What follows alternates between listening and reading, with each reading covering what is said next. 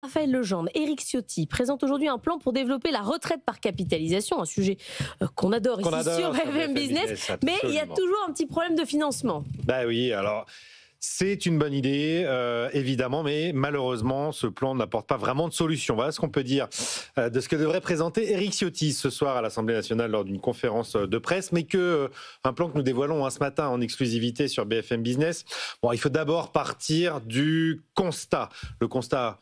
On en a beaucoup parlé sur cette antenne, c'est une réalité mathématique implacable. Le ratio actif-retraité était de 4,7 au début des années 60. Il est tombé à 2,6 actifs pour un retraité uniquement aujourd'hui et s'effondrera à 1,8 en 2070.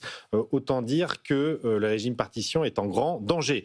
Alors aujourd'hui, les retraites, c'est évidemment le plus gros poste des dépenses publiques, près de 400 milliards d'euros, mais surtout dont un tiers ne sont pas financés par les cotisations. Ça veut dire que nos impôts payent jusqu'à 130 milliards d'euros par an pour combler les caisses de nos retraites. Et le plus injuste, c'est que ce sont les jeunes qui vont cotiser le plus, qui vont partir le plus tard, et pour les retraites les plus faibles. Voilà pourquoi, qu'on le veuille ou pas, la question d'une part obligatoire de retraite par capitalisation se posera un jour ou l'autre, et évidemment, mieux vaut l'anticiper au maximum.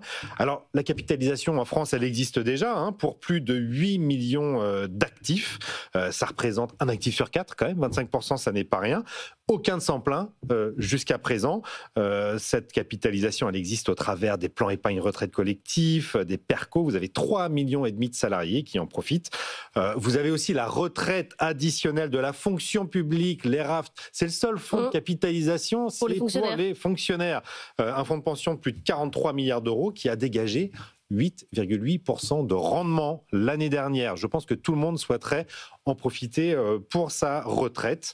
Voilà, l'idée maintenant, c'est pourquoi ne pas en faire profiter au plus grand monde. La capitalisation pour tous. Il y a un problème de transition avec un sujet de double financement, c'est qu'à un moment vous payez pour vous et pour les autres. Et oui, c'est là que le bas blesse effectivement, puisque pour faire de la capitalisation, vous devez épargner effectivement pour vous tout en continuant à payer pour le système par répartition. Éric Ciotti propose qu'une part du salaire brut bascule, lui, de la répartition vers la capitalisation sans changer le montant des cotisations. Sauf qu'avec l'augmentation du nombre de retraités jusqu'en 2040, ça veut dire qu'il va falloir sérieusement baisser les pensions dans ce modèle-là. Bon courage. Ça va être compliqué. Il propose aussi de mobiliser pour compenser un peu le fonds de réserve des retraites. Aujourd'hui, le fonds de réserve des retraites, c'est, fin 2023 en tout cas, 21,2 milliards d'euros seulement. C'est rien du tout. Il en faudrait 300 minimum. Donc on n'y est pas. Ce point technique crucial pour la faisabilité de la réforme fera l'objet d'une note complémentaire, nous dit Éric Ciotti. Donc on verra plus tard le sujet qui coince.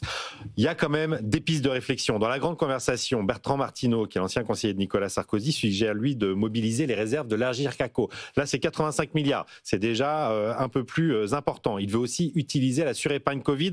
Là, c'est 175 milliards qui ont été épargnés entre 2020 et 2022.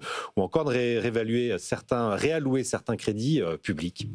Voir comment on s'en sort. En Allemagne, le chancelier Friedrich Merz propose lui une idée simple, verser 10 euros par mois à chaque enfant de 6 à 18 ans sur un compte retraite individuel géré par le privé. Ça lui fera un petit pécule de 2100 euros à 18 ans et jusqu'à 70 000 euros à la retraite s'il continue à épargner. C'est une forme d'éducation à la retraite, mais c'est pareil. Je ne suis pas sûr que ça suffise à régler le problème de la capitalisation. C'est déjà pas mal si certains proposent des idées. Voilà, le débat d'idées avance en tout cas et on sent qu'en France, le mot retraite par capitalisation n'est plus un gros mot comme ça l'a été il y a encore 5, 10 Même la CFDT, ou 15 ans. Absolument. Maryse Léon n'est pas du tout fermée à l'idée. Alors tâchons d'être pragmatiques. On peut plus tout faire reposer sur les actifs. Ça en tout cas c'est évident. On fête les 80 ans de la sécurité sociale cette année.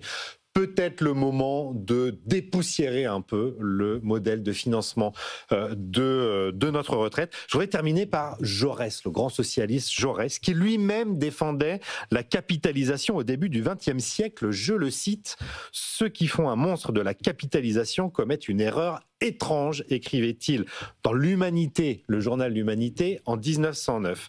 La capitalisation fonctionnant au compte et au profit du prolétariat, disait Jaurès, et sous les formes que permet le système capitaliste, un fragment de socialisation. Le capitalisme Donc, même pour à tous. gauche, exactement, le capitalisme pour tous, c'est une mesure de gauche. Merci Raphaël.